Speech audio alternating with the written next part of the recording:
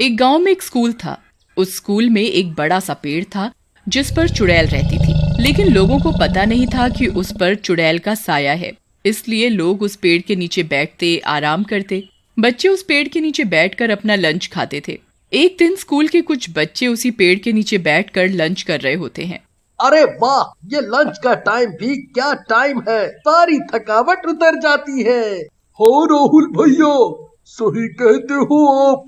मैं तो पढ़ पढ़ कर बोर हो जाता हूँ। अगर लंच ब्रेक ना हो तो मैं तो कभी स्कूल ही ना आऊं। वैसे क्या लाए हो आप आज लंच में? वैसे मैं तो राजमा चावल लाया हूँ अचार के साथ। अरे वाह राहुल भैया, क्या लंच लाए हो, सुनकर ही मुंह में पानी आ गया। मुझे पता था पेटू तू जरूर मांगेगा, इसलिए मैं ज्यादा ही लाया हूँ। ये ले। फिर मुन्ना, राहुल और बाकी के बच्चे उसी पेड़ के नीचे बैठकर लंच करने लग जाते हैं, लेकिन उन्हें पता नहीं होता कि चुड़ैल पेड़ के ऊपर से उन सबको देख रही होती है। अरे नीचे बच्चे क्या बातें कर रहे हैं खाने पीने की, और इस पेटू को तो देखो कैसे चटकारे लेकर खा रहा है। इसे खाते देखकर तो मेरे मुंह में भी पानी आ रहा है। उधर खाना ज्यादा होने के कारण मुन्ना और राहुल पूरा नहीं खा पाते और पेड़ के नीचे ही रख कर चले जाते हैं। उनके जाने के बाद चुड़ैल नीचे उतरती है और पड़े हुए खाने को खाने लगती है। अरे वाह, ये तो सचमुच बहुत स्वादिष्ट है। सच में मजा आ गया। और ये अचार, वाह, इतना मजा तो इंसानों के मांस और खून में भी नहीं आता था। अब तो मन कर रहा है रोज ऐसा खाना खाऊं।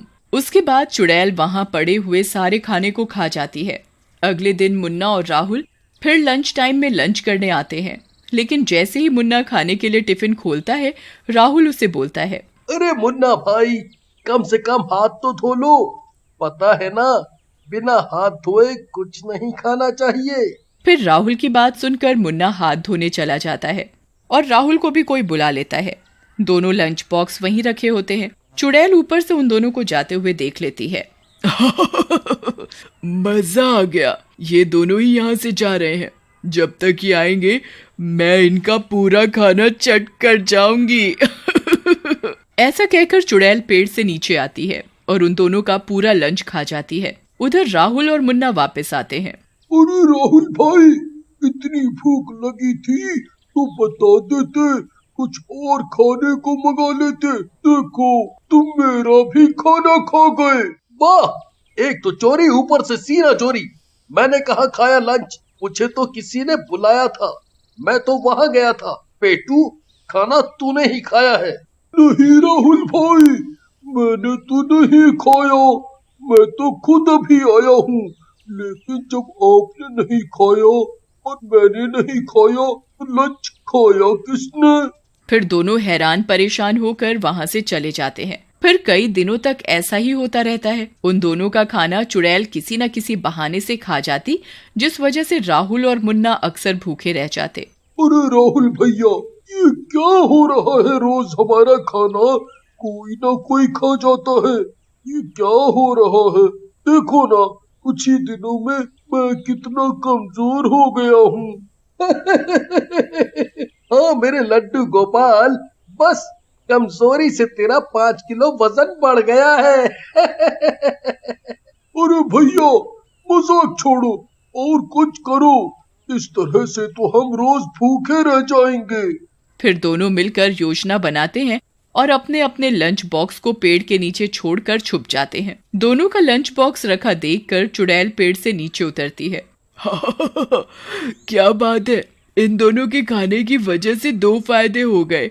एक तो मेरा वजन बढ़ गया और दूसरा भरपेट खाना मिल रहा है। उसके बाद चुड़ैल उन दोनों का लंच बॉक्स पकड़कर उन दोनों का लंच खाने लगती है। मुन्ना और राहुल ये देखकर बहुत डर जाते हैं। अरे बाप रे, ये तो चुड़ैल है भाई, तो अब तक ये सारा खाना खा रही थी हमारा। हाँ मुन्ना, ये चुड़ैल ही खाना खा रही थी हमारा, और हम लोग एक दूसरे पर शक किया करते थे। लेकिन मुन्ना, अब इस चुड़ैल से पीछा कैसे छुड़ाएंगे? जिस तरह से ये हमारे लंच बॉक्स को चाट चाट कर खा रही है। मुझे लगता है ये हमारा पीछा नहीं छोड़ने वाली। लेकिन अपना खाने को खाता देखकर मुन्ना को गुस्सा आ जाता है और वो गुस्से में चुड़ैल से जाकर बोलता है, चुड़ैल, बहुत हो गया तुम्हारा, बस अब जाओ यहाँ से और आगे से मेरा खाना नहीं खाना, नहीं तो। चुड़ैल को मुन्ना की इस बात पर गुस्सा आ जाता है और वो मुन्ना को उसकी गर्दन से पकड़कर उठा लेती है।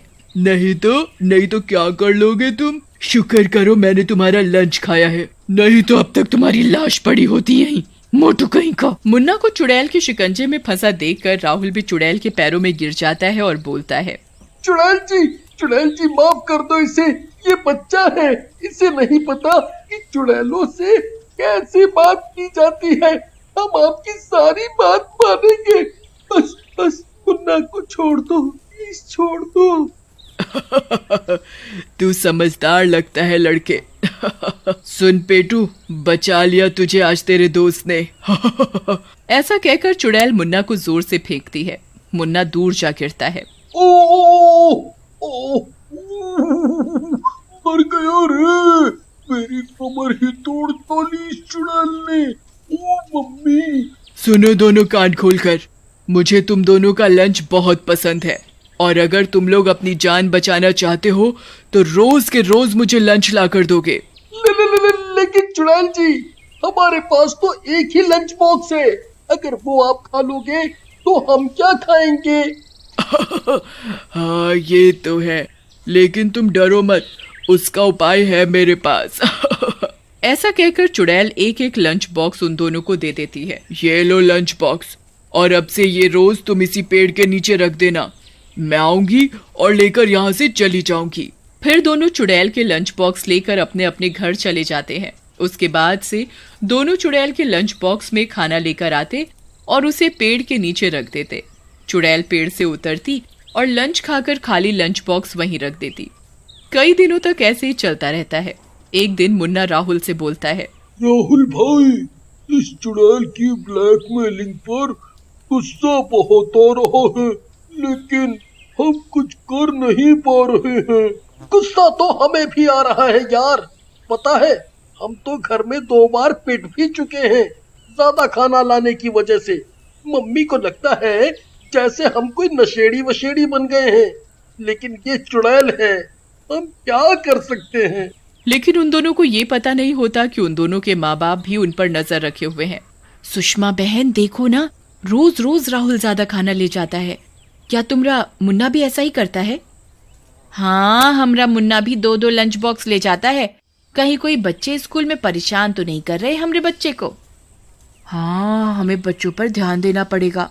मैंने राहुल को भी बोला है कि कोई परेशानी हो तो बताओ, पर वो कुछ कहता ही नहीं। हमें तो गुस्सा आ गया और हमने तो सुताई कर दी उसकी। हाँ, गुस्सा तो मुझे भी आया, लेकिन हमें पता करना पड़ेगा, हमारे बच्चे ऐसे तो ना थे, कहीं तो कुछ गड़बड़ है। एक दिन जब राहुल और मुन्ना घर से स्कूल के लिए निकलते हैं, उन दोनों की माँ सरला और सुषमा भी उनका पीछा करने लगती हैं। राहुल और मुन्ना रोज की तरह चुड़ैल का लंच बॉक्स पेड़ के नीचे रख कर खड़े हो जाते हैं। चुड़ैल नीचे आती है और लंच बॉक्स खाने लगती है। अरे सुषमा बहन, ये तो चुड़ैल है, हम तो अपने बेटे राहुल को फालतू में डांट दिए। सही कहती हो बहन, इन दोनों को इस चुड़ैल ने डरा रखा है, इसका कुछ इलाज करना पड़ेगा, नहीं तो हमारे बच्चे मुश्किल में आ जाएंगे। हमें बच्चों को बिना मतलब नहीं मारना चाहिए, पहले उनसे कारण पूछना चाहिए था। ऐसा कहकर वो दोनों वहां से चली जाती हैं और अगले दिन राहुल और मुन्ना फिर से लंच बॉक्स लेकर निकलते हैं। चुड़ैल उनके हाथों से लंच बॉक्स लेती है और खाने लगती है। अरे मर गई रे, तुमने इसमें क्या मिला दिया? इतनी मिर्ची, मैं तुम दोनों का खून पी जाऊंगी, चुड़ैल से पंगा ले रहे हो तुम। ऐसा कहकर चुड़ैल उन दोनों की तरफ बढ़ती है। तभी वहां सुषमा और सरला आ जाती है और चुड़ैल को झाड़ू से मारने लगती है। हमरे बिटवा को डरा रही थी, ये ले, का समझी थी, हमको पता नहीं चलेगा। पागल औरत मुझे मारती है, वो भी झाड़ू से, मैं तुझे जिंदा नहीं छोड़ूंगी। हमको मारने से पहले तू अपने को देख, जिस खाने को खाया है उसमें हमने तांत्रिक से मिला हुआ भभूत मिला दिया था, बस अब कुछ पलों में तू मर जाएगी चुड़ैल। और वैसा ही होता है। थोड़ी देर में चुड़ैल पूरी तरह जल जाती है। अब डरो नहीं, सब ठीक है।